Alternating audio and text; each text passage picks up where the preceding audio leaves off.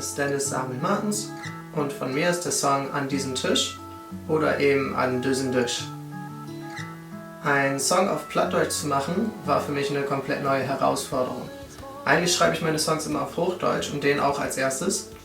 Aber ein Kumpel hat mich gefragt, ob ich nicht Lust habe, bei diesem Contest mitzumachen, und ich dachte mir, dass es eigentlich eine ganz coole Sache ist.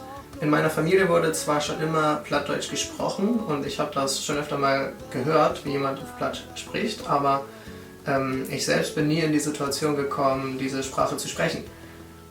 Ich bin mir ziemlich sicher, dass geübte Ohren das auch hören werden in meinem Song, aber ich glaube, es geht vielmehr darum, dass auch Leute sich damit auseinandersetzen, die diese Sprache eigentlich eben nicht sprechen, damit Plattdeutsch nicht ausstirbt.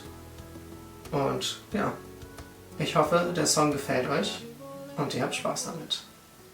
Unter den Park, das nackte Mann von dir seht an und fragt, sag ins Herz wir uns nicht einmal sehen, bist du nicht die oder das Kaffee?